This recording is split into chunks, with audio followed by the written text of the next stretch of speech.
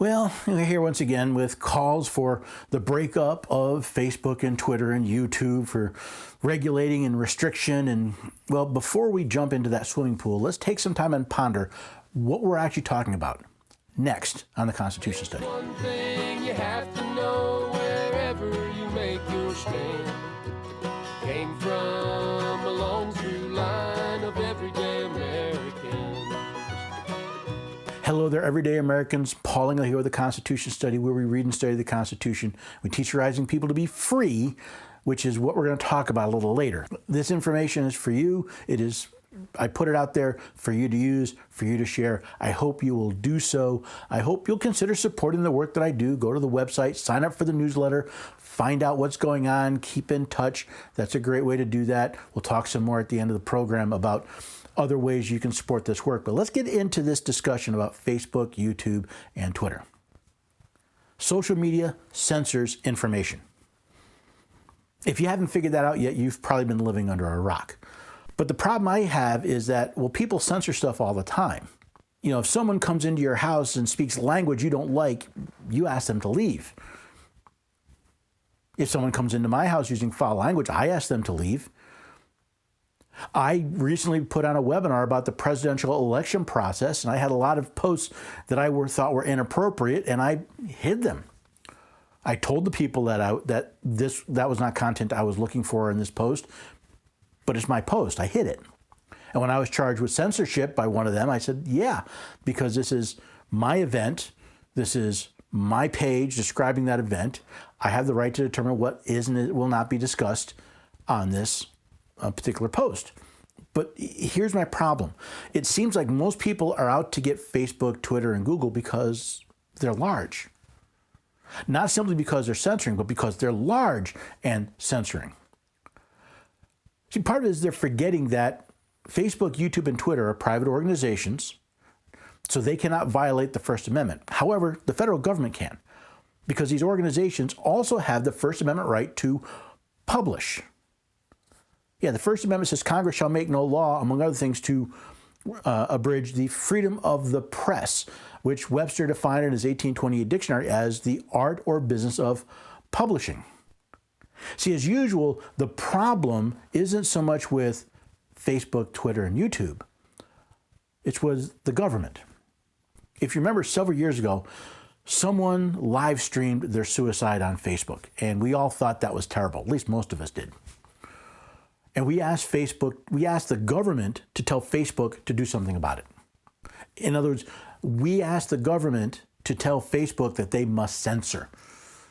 And part of that, they said, well, if we're going to ask you to censor, you can't be held liable for doing something we've told you to do. So they put into the law, the language, Section 230 of the Communications Decency Act, that no provider or user of an interactive computer service shall be held liable on account of any action voluntarily taken in good faith to restrict access to or availability of material that the provider or user considers to be obscene, lewd, lascivious, filthy, excessively violent, harassing, or otherwise objectionable. Rather than just saying, listen, if you're censoring stuff that is illegal, you can't be held liable for it. Now, granted, most of us would say if it's lewd, if it's lascivious, if it's filthy, we don't want it on those, and if you remove them, we won't complain. Most people would agree with that. The problem is that otherwise objectionable. Objectionable to who?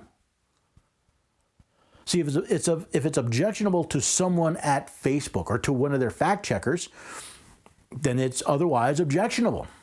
We've missed so much of the basic constitutional aspects of what's going on here. To me, the problem is fixed by removing otherwise objectionable. In fact, remove the entire list and simply say that you will not be held liable for removing content in good faith that you believe to be illegal. See, we've already passed laws that say things like suicide, violence, child pornography are illegal. So that type of stuff, Facebook, Twitter, they could remove that without a problem. But we miss another important aspect. See, again, if they are publishers, then let them publish. You see, you forget that for the vast majority of the content on Facebook, they're publishing it for you for free. You're handing them something and saying, please publish this for me. They have no legal requirement to do so. There's no contract that says they're going to publish where you want, when you want. There's an agreement, but for the most part, as long as they stick to that agreement, there's no problem. You see, my point is, if you post something on Facebook and they maliciously remove it, maybe they do it in a way that's defamatory to you, or it violates a contract you have to advertise with them, or it violates the agreement that you have in the user agreement. You have no legal standard, and you have no legal standing to sue them because, well, if they found it otherwise objectionable, they're protected by the federal government. The monopoly doesn't exist. Well, first of all, they don't have a true monopoly. They're just really, really, really big. But they're protected by the federal government. And then what we're going to do is we're going to take to fix an organization that lies, censors, and spies on us. And we're going to fix that by having them managed, regulated by an organization that lies, censors, and spies on us. Don't you see that putting government in charge makes the problem worse, not better? And let's face it, we do this because, well, most of us are just too lazy to get our news from other locations. It's not that hard. Do a little search. Go to your favorite websites and see if they have Rich Syndication Services, RSS. Get yourself a newsreader and you can get information from wherever you want. You can go right around Facebook, YouTube, you can go around all of them. Does it take a little more work? Yeah, it does. But you get to curate your own news feed. Sure, you could take that and you can make your own little echo chamber where you only read stuff and watch stuff that people from places that agree with you. But if you're a little more open and gather information from sources that you disagree with generally, you'd be surprised the information that you'll find. And again, you're in control. You know, someone like me, I post to Facebook and Twitter because more people see it. To me, that's the value. I don't get my news from Facebook and Twitter because I don't trust a word they say. Then again, I don't trust most of the news media anyway. That includes cable television programs, internet sites, newspapers. I don't trust them. I get news feeds from a lot of them because I use them as starting points, but I don't trust them. You see, my concern is we saw a situation that bothered us, and we got government bullies to force social media to do what we wanted, to hide, to take down, to not post certain types of information. And as usual, government did a pretty bad job of writing that legislation. So now we're going to get government to fix the problem that they created, and we're going to have them regulate this.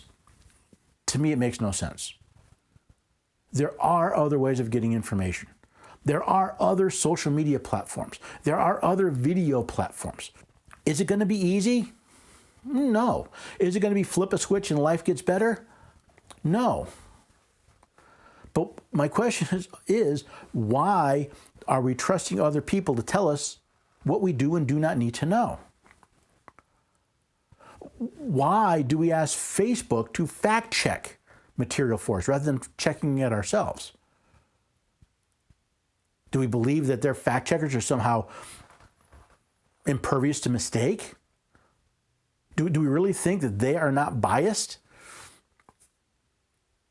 I've had stuff fact checked where I have the facts and someone said, no, that's wrong because, well, they didn't agree with something that was said.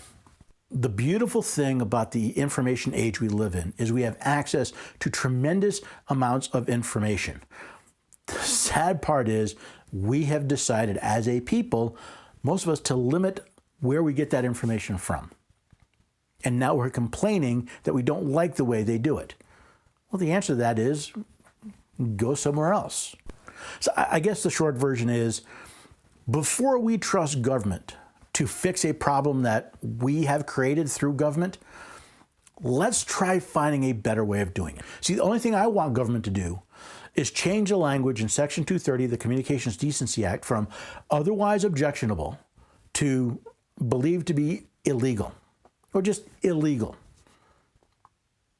That way, if you're putting information out and it's accurate, or even if it's inaccurate, if you put information out and what you're saying is not illegal, and Facebook or one of their fact checkers removes it, you at least have cause to sue if you find it worth it.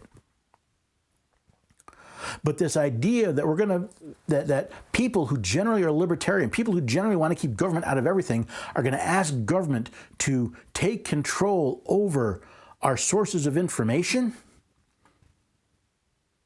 is that truly a free press? Will it truly be a free press if government gets to tell Facebook how to censor content? If government can tell an organization like Google, you have to break up because we don't like how big you are, is that truly a free press? See, freedom and liberty don't just mean you get what you want. It means you have to allow other people to have what they want as long as it doesn't deprive you of a right. You don't have a right to not be lied to. You do have the right to find out the facts for yourself. And I think the American people need to spend more time fact-checking for ourselves than depending on other people to do it for us. And if Facebook, Twitter, and Google can survive in the size they are when we are fact-checking ourselves, good for them. But if you believe Facebook, Google, and Twitter are too large, just simply too large, well, then the problem isn't them. It's your understanding of freedom and liberty. See, you don't have the right to determine the size of another private organization's entity. If you think Twitter and Facebook and Google are too large, put your money where your mouth is, buy stock, and vote within that organization for them to diversify, to split up their different organizations. But rather than telling other people how to live their lives, how to run their businesses, if you don't like the way they do it, don't do business with them. And if you're concerned that you'll lose too much, that'll cost you too much, that's a decision you have to make. You see, Facebook, Twitter, and Google can provide so many free services because they are so large. If we break them up, we're shooting our nose to spite our face. So consider that before we ask the big bully with the guns to tell the little bully with the internet how they're going to bully the American people. So I'm sure that's a little different. Most people I hear are simply talking about breaking up big tech or regulating social media or getting the government to do something. I look at things differently. And really the biggest problem we have is, once again, government has gotten in and protected people improperly. Remove the overly broad protections against litigation and then see what happens. Give people back the freedom for a redress of a grievance against these companies. Let us petition our government for a redress of grievances against Facebook and Twitter and YouTube. Let us do that. Then we'll see what happens. But it really is rather hypocritical to use all these services for free and then complain about the free services that they're giving you. So I hope that made you think. I know it's a little disjointed today. It's not an easy thing to kind of coalesce. I have issues with Facebook and Twitter and YouTube, which means I don't get my news from them. But it doesn't mean I don't use them. And it doesn't mean I never listen to what they had to say. I just double check it for myself. So hopefully you'll see that this is not simply a question of you getting your freebies, but a question of freedom and liberty for you and for the owners of Facebook and YouTube and Twitter. And hopefully that made you think a bit, and I'll see you here the next time on the Constitution Study. There's one thing you have to